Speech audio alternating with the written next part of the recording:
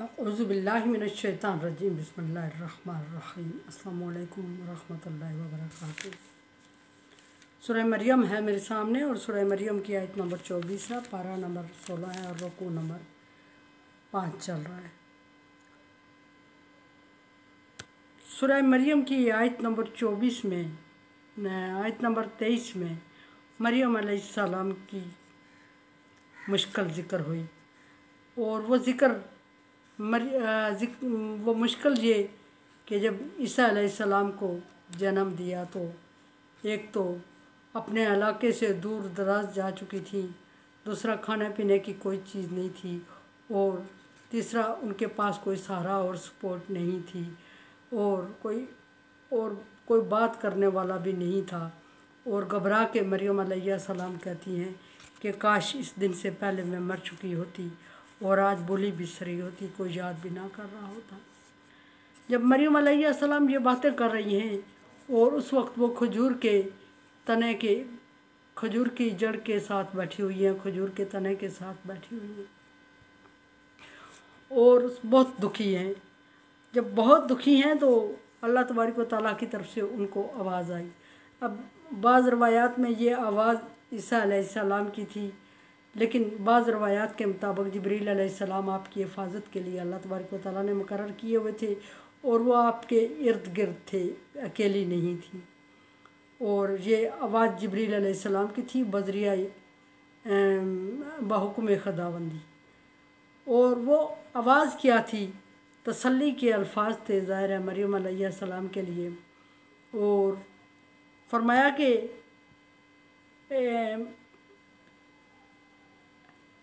नादाहा मिन तख्तिहा, उसके नीचे से आवाज़ आई, ज़मीन के नीचे से आवाज़ आई या जिस जगह वो बैठी हुई थी उस जगह ढलवान जगह थी, उससे नीचे वाला मुकाम कोई था उससे आवाज़ आई, या बाज़ रवायात के मुताबिक ख़ुद ईसा अलैहिस्सलाम की आवाज़ आई। ईसा आवाज़ आई, फरमाया कि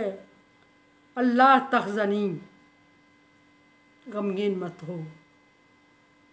और ये भी है कि जब ये आवाज़ आई तो मरियम अलैहिस्सलाम ने अल्लाह तबारक व तआला से शिकायत की और अर्ज़ की कि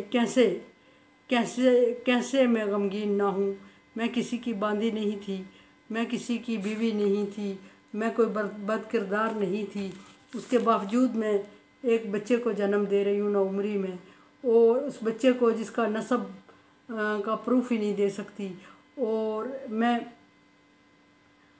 लोगों में रहती बैठती उठती हूँ और कितने लोगों के किन किन सवालात का जवाब दूँगी, और अगर मैंने जवाब दे भी दिया तो कौन मेरी बात पे यकीन करेगा। और उस वक्त भी आवाज़ आई कि मैं जवाब दूँगा। और बाज़ रवायात में है कि ये ईसा अलैहिस्सलाम की आवाज़ थी कि ईसा अलैहिस्सलाम ने माँ से कहा कि मैं जवाब देता हूँ, आप बिल्कुल परेशान ना हों और सिर्फ़ आप मेरी तरफ इशारा कर दें। लेकिन बाज़ रवायात में है कि जिब्रील अलैहिस्सलाम की आवाज़ थी और ये अल्लाह का हुक्म था, अल्लाह ने फरमाया था कि मैं जवाब दूँगा, आप जवाब नहीं देना। जो भी था, ईसा अलैहिस्सलाम ने डायरेक्ट जो बात की वो उस वक्त की जब ईसा अलैहिस्सलाम माँ ईसा अलैहिस्सलाम को मरियम अलैहिस्सलाम उठा के अपने कबीले में लाई थी। उससे पहले डायरेक्ट या वाज़े या देखते हुए सामने ईसा अलैहिस्सलाम की कोई बात साबित नहीं है। लेकिन ये रवायात आ रही हैं कि जो गैब से आवाज़ आ रही थी वो ईसा अलैहिस्सलाम की थी और बाज़ जिब्रील अलैहिस्सलाम की आवाज़ कह रहे थे। बहरहाल जो भी थी अल्लाह तबारक व तआला की तरफ से थी और अल्लाह की भेजी हुई आवाज़ थी। और अल्लाह तबारक व तआला ने फरमाया एक बात कि अल्लाह तखज़नी, गमज़दा न हो, जिसके जवाब में मरियम अलैहिस्सलाम ने इतनी बड़ी तकरीर झाड़ दी। कद जाल रब की तख्ती की सरिया, और फिर ये भी कह दिया कि तेरे रब ने तेरे पाँव के नीचे से चश्मा जारी कर दिया। बाज़ रवायात में ये भी है कि चश्मे से मुराद ईसा अलैहिस्सलाम है, लेकिन ऐसा भी नहीं है। असल जो बात है वो ये है कि उस वक्त मरियम अलैहिस्सलाम को खाने पीने की शदीद ज़रूरत थी और पानी उनके लिए इंतहाई ज़रूरी था, और उस एरिए में कोई खाने का इंतज़ाम नहीं था, पानी का इंतज़ाम नहीं था। खाने के लिए अल्लाह तबारक व तआला ने आपको मरियम अलैहिस्सलाम को کھجور کے درخت کے نیچے پہنچا کے بٹھا دیا، اور وہاں بات ہو رہی ہے اللہ تبارک و تعالیٰ سے غیبانہ، جبریل علیہ السلام کی زبان میں یا عیسیٰ علیہ السلام کی زبان میں بات کر رہے ہیں۔ اور پھر پانی کا جب نام و نشان نہیں تھا تو ڈیفینیٹلی ایسی عورت کو پانی کی ضرورت تھی، اور پھر اللہ تبارک و تعالیٰ نے یہ خوشخبری بھی دے دی مریم علیہ السلام کو، یعنی کہ اللہ تبارک و تعالیٰ نے لوازمات زندگی سارے میسر کر دیے، اور فرمایا کہ تیرے پاؤں کے نیچے سے چشمہ جاری ہو چکا ہے، پاؤں کے نیچے سے چشمہ جاری کر دیں گے، یعنی جس جگہ تو بیٹھی ہوئی ہے اس جگہ دیکھ نیچے اپنے پاؤں کی طرف، وہاں سے چشمہ جاری ہو۔ اور مریم علیہ السلام اس جگہ جہاں بیٹھی تھی اس وقت بالکل خشک ایریا تھا، جب حکم ہوا کہ نیچے دیکھ پاؤں پہ چشمہ جاری ہے، مریم علیہ السلام نے دیکھا تو واقعی پانی کا چشمہ جاری تھا۔ اب پانی تو پینے کی ہو گئی، مریم علیہ السلام نے پانی پیا، لیکن پانی پینے کے ساتھ کھانے کی چیز بھی چاہیے تھی جو طاقت اور قوت دے اور جو بچہ پیدا کرنے کی مشقت کے قابل ہو سکے۔ تو اللہ تبارک و تعالیٰ نے فرمایا خذی، یہ دوسری دفعہ اس کھجور کو ہلانے کی بات ہو رہی ہے، پہلی دفعہ بھی فرمایا کہ کھجور کے درخت کے نیچے آ بیٹھی، لیکن یہاں میں بھی کہ پہلی دفعہ یہ بات میرے گزر چکی ہے پہلے کسی لیکچر میں،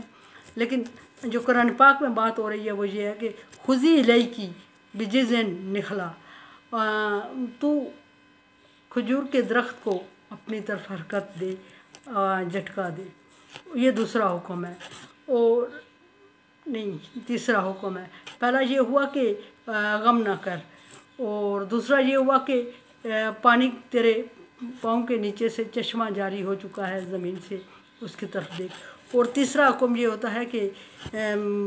کھجور کو اپنی طرف جھٹکا دے کے ہلا، خذی الیکی بجذع نخلا، کھجور کو اپنی طرف جھٹکا دے کے تھوڑا سا ہلا، تو ساقط علیکی رطبا جنیہ،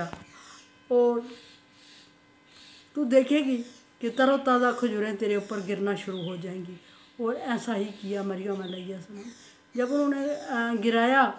ہلایا درخت کو تو درخت سے ان کھجوریں گرنا شروع ہو گئی، اور بعض روایات میں ہے کہ یہ درخت خشک تھا، لیکن اور اس وقت مریم علیہ السلام کے ہلانے سے اس نے کھجوریں اگلنا شروع کر، لیکن بعض روایات میں یہ بھی کہ موسمی طور پہ ابھی اس کا کھجوروں کا موسم نہیں تھا، سو اللہ تبارک و تعالیٰ نے مریم علیہ السلام کو پہلے بھی بغیر وقت کے بغیر موسم کے فروٹ دیے اور اب بھی دے دیے، اور تر و تازہ کھجوریں گرنا شروع ہو گئیں، اور مریم علیہ السلام نے وہ کھائی، کھجور کھائی، پانی پیا اور طاقت حاصل کی، اور تھوڑا سا حوصلہ ہوا، اور سنبھلی، تھوڑی سی سنبھلنے کے بعد پھر اللہ تبارک و تعالیٰ کی طرف سے تیسرا حکم آ گیا کہ کلی واشربی، کھاؤ اور پیو، جو دے دیا اللہ تبارک و تعالیٰ نے نعمت، وقری عینن، اور کری عینن، اور اپنی آنکھوں کو ٹھنڈا کر، آنکھوں کو ٹھنڈا کرنے سے مراد عیسیٰ علیہ السلام ہے کہ یہ کھا پی، یہ کھجوریں کھا اور پانی پیے اور طاقت حاصل کر، اور بچے کو جنم دینے کے قابل ہو جا، اور پھر بچے کو جب جنم دے دے گی تو پھر آنکھیں ٹھنڈی، اولاد کو آنکھوں کی ٹھنڈک کہا گیا ہے، یا آنکھوں سے کی ٹھنڈک سے مراد عیسیٰ علیہ السلام ہے۔ فرمایا کہ فَإِمَّا تَرَيِنَّ من بشر احد، اور ایک پھر پانچواں حکم یہ دیا کہ جب بھی تجھے کوئی بندہ نظر آئے تو کوئی تجھ سے بات کرنا چاہے تو پھر اس سے بات نہیں کرنا، اور اس کو کہہ دینا کہ میں روزے سے ہوں۔ یہ خدا جانے کہ روزے کا حصہ تھا چپ رہنا یا چپ رہنے کا الگ روزہ تھا، یہ اللہ تبارک و تعالیٰ نے حکم دیا، وقولی انی نذرت للرحمن صوما، اور پھر اس چپ رہنے کی میں روزے سے، اور لوگوں سے بات نہیں کرنا، جب کوئی تجھ سے بات کرے تو اس سے بات نہیں کرنا، اور بات نہ کرنے کی جب کوئی وجہ پوچھے گا، ظاہر ہے کہ کوئی عورت بچے کو لے کے اکیلی بیاباں ایریا میں بیٹھی ہوئی ہے اور اس کے لیے 100 پرابلمز ہیں، اور وہ ایک پانی کے چشمے کے پاس بیٹھی ہوئی ہے اور لوگ گزرتے ہوئے دیکھ رہے ہیں، سمجھ رہے ہیں اور حقیقت جاننا چاہ رہے ہیں کہ یہ کیا ہے، تو پھر پوچھے گا، اور پوچھنا ہر ایک کا حق بنتا ہے۔ پھر اللہ تبارک و تعالیٰ نے چھٹا حکم یہ دیا کہ جب کوئی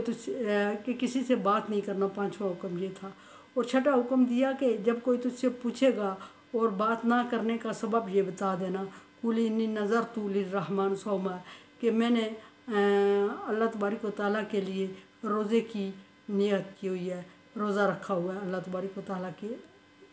لیے۔ اب نظر ہے، منت مانی ہوئی ہے روزے کی۔ اب یہاں یہ سوال پیدا ہوتا ہے کہ آیا وہ روزہ جو منت مانی ہوئی تھی وہ روزہ چپ کا روزہ تھا یا اس دستور کے مطابق روزہ تھا، اور روزے کا حصہ چپ رہنا بھی تھا، یہ بھی دیکھنا۔ یہ فرما دیا اور فلن اکلم اليوم انسیا، اور میں آج کے دن کسی انسان سے بات نہیں کروں گی۔ یہ اللہ تبارک و تعالیٰ نے مریم علیہ السلام کو سکھایا اور تسلی دی، اور عیسیٰ علیہ السلام کی پیدائش کے وقت کی یہ باتیں ہیں، جبکہ مریم علیہ السلام گھبرائی ہوئی تھی، دور دراز اکیلے جنگل میں جا کے ٹھہر گئی تھی،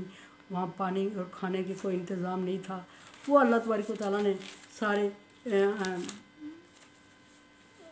لوازمات مریم علیہ السلام کو مہیا کیے، اور پھر فرمایا کہ اب عیسیٰ علیہ السلام کی جنم اور اس سے آنکھوں کو ٹھنڈا کر،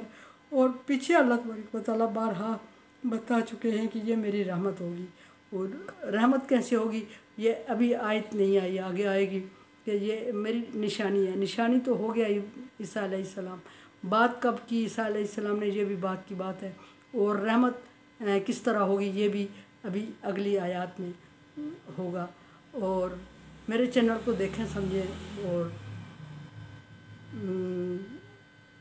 تعاون کریں میرے ساتھ۔ اللہ تبارک و تعالیٰ کا حکم ہے تعاونوا علی البر والتقوی، نیکی اور اچھائی کے کاموں میں تعاون کریں۔ اگر آپ سمجھتے ہیں کہ میرا کام اس قابل ہے تو تعاون کریں، اور اگر سمجھتے ہیں نہیں ہے تو مجھے رائے دیں، میں آپ کی رائے کی منتظر ہوں گی۔ اللہ حافظ۔